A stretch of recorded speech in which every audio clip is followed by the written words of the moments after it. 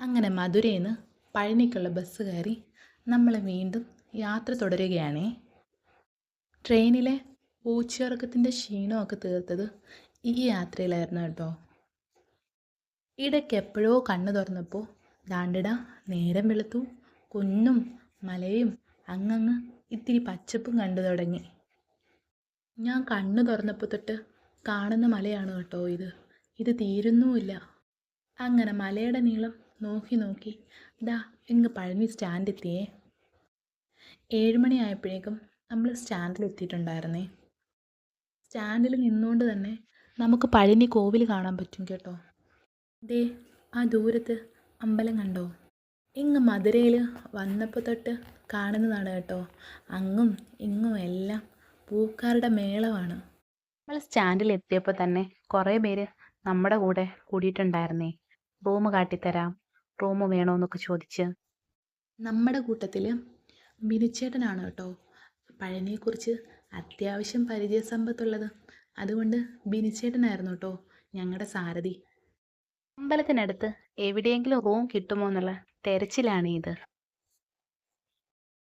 അങ്ങനെ വഴിയോര കാഴ്ചകളൊക്കെ കണ്ട് ഞങ്ങൾ തച്ചിന് നടത്തം തുടങ്ങി കേട്ടോ. നടന്നു പോകുന്ന വഴിയിൽ കോവിൽ നിങ്ങൾ കാണുന്നുണ്ടോ? അങ്ങനെ പാത്രക്കാരും കച്ചവടക്കാരും ഒക്കെ നമ്മുടെ മുന്നിലൂടെ ഇങ്ങനെ മിന്നി മറയുന്നുണ്ടേ.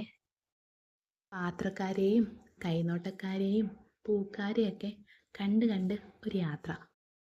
ഇങ്ങനെ കാഴ്ചകളൊക്കെ കണ്ട് കണ്ട് പോയതുകൊണ്ട് ദൂരം അറിയുന്നേ ഉണ്ടായിരുന്നില്ല കേട്ടോ. അങ്ങനെ നോക്കി നോക്കി അമ്പലത്തിനടുത്ത് ഒരു റൂം കിട്ടി. അങ്ങനെ നമ്മളെല്ലാവരും റെഡിയായി അമ്പലത്തിലേക്ക് പോവാണേ. അങ്ങനെ പോണ വഴി നമ്മൾ മുല്ലപ്പൂവൊക്കെ വാങ്ങിയിട്ടുണ്ടായിരുന്നേ. ഒത്തിരി മുല്ലപ്പൂ കിട്ടി കേട്ടോ. ഞാൻ ഈ അരളിയും തുളസിയും കൂടി ചേർത്ത മാലയാണ് വാങ്ങിയത് കേട്ടോ. പിന്നീട് നമ്മൾ പോയത് ദേവസ്വത്തിൻ്റെ തന്നെ മുടി മൊട്ടയടിക്കുന്നിടത്തേക്കാണേ. അവിടെ അച്ഛനും മോനും ഒക്കെ നേരത്തെ പോയി കൂപ്പണൊക്കെ എടുത്ത് നിൽപ്പുണ്ടായിരുന്നേ. അങ്ങനെ കാശിമോൻ്റെ മൊട്ടയടി ഇവിടെ തുടങ്ങുവാണേ. ആദ്യമേ തന്നെ ഒരു കരച്ചിൽ പ്രതീക്ഷിച്ചിരുന്നെങ്കിലും ഇവൻ ആദ്യം വലിയ കുഴപ്പമില്ലാണ്ടിരുന്നു കേട്ടോ. പേടിച്ചിട്ടാണോ എന്തോ കാശിക്കുഞ്ഞ് അച്ഛനെ മുറുക്ക കെട്ടിപ്പിടിച്ചിരിക്കുമായിരുന്നേ. കാശിക്കുഞ്ഞിന് പൊതുവെ പരിചയമില്ലാത്തവരെ പേടിയാണ്. അതുകൊണ്ട് ഏത് നിമിഷവും നമ്മളൊരു കരച്ചിൽ ഇങ്ങനെ പ്രതീക്ഷിച്ചുകൊണ്ടേ ഇരുന്നു കേട്ടോ. പിറകുവശത്തെ മുടിയൊക്കെ എടുത്ത സമയത്ത് ഇവൻ കാണാത്തത് കൊണ്ടാണോ എന്തോ വലിയ കുഴപ്പമുണ്ടായിരുന്നില്ല. ഒരിത്തിരി നേരം കൂടെ കഴിഞ്ഞപ്പോൾ സീനാകെ മാറി കേട്ടോ. കാശിക്കുഞ്ഞ് കരച്ചിൽ തുടങ്ങി. കാത്തു കാണിച്ചിട്ടും തൊപ്പിക്കാരൻ കാണിച്ചിട്ടും ഒന്നും ഏൽക്കുന്നുണ്ടായിരുന്നില്ലേ.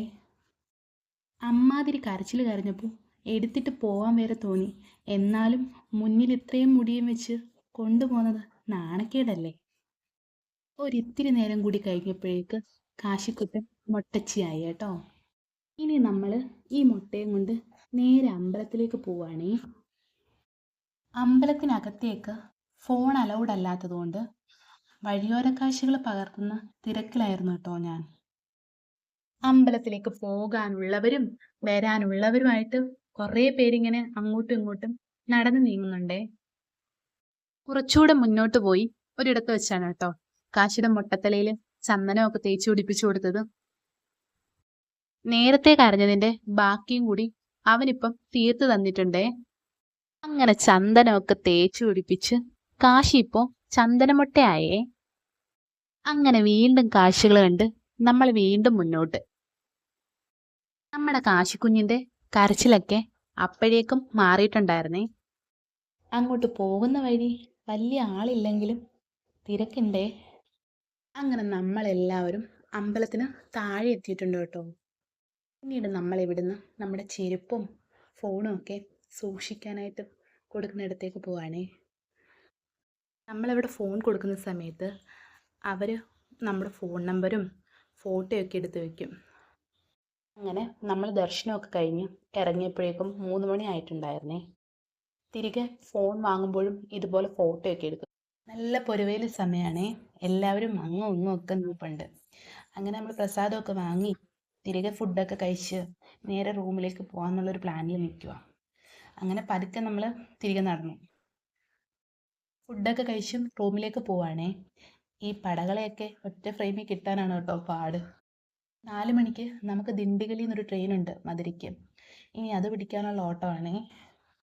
അങ്ങനെ നമ്മൾ സ്റ്റേഷനിലൊക്കെ എത്തി കുറച്ച് ഫോട്ടോസൊക്കെ എടുത്ത് പിന്നെ ഒരു കാത്തിരിപ്പായിരുന്നു കേട്ടോ ട്രെയിൻ വരുന്നത് നോക്കി. ട്രെയിനിൽ റിസർവേഷൻ ഒന്നുമില്ല കേട്ടോ, അതുകൊണ്ട് സീറ്റ് കുറച്ച് ടാസ്ക് ആയിരുന്നു നമുക്ക്. എങ്കിലും കുട്ടിയുള്ളതുകൊണ്ട് നമുക്കൊരു പരിഗണന കിട്ടി കേട്ടോ. പിന്നെ ഇങ്ങനെ സൈഡ് സീറ്റിലിരുന്ന് കാഴ്ചകളൊക്കെ കണ്ട് ഇങ്ങനെ പോവാണ്. ഈ ട്രെയിൻ മധുര എത്തുമ്പോഴേക്കും 7:30-8 മണിയൊക്കെ ആകും. അതുവരെ നമുക്കൊന്ന് ഇറങ്ങിക്കളയാം. മധുരയിൽ എത്തിയപ്പോഴേക്കും നന്നേ ഇരുട്ടിയിട്ടുണ്ടായിരുന്നേ. നമുക്ക് മധുരയിൽ നിന്ന് 11:30-ക്കാണ് കേട്ടോ ട്രെയിൻ. ഈ ടൈം കൊണ്ട് നമ്മൾ പുറത്തൊക്കെ പോയി ഫുഡൊക്കെ കഴിച്ച് തിരികെ സ്റ്റേഷനിലെത്തി. അങ്ങനെ ട്രെയിനൊക്കെ കണ്ടുപിടിച്ച് എല്ലാവരും ചാച്ചാനുള്ള ഒരു പുറപ്പാടിലാണേ. നേരം വെളുത്തതും വീണ്ടും പച്ചപ്പും പ്രകൃതി രമണിയൊക്കെ തന്നെ. എൻ്റെ മൊട്ടച്ചി ഇതൊക്കെ നോക്കിയിരിക്കുന്നുണ്ടേ. മൊട്ടയടി കാഴ്ചകളൊക്കെ കണ്ടല്ലോ, എന്നാൽ പിന്നെ ഞാനങ്ങോട്ട്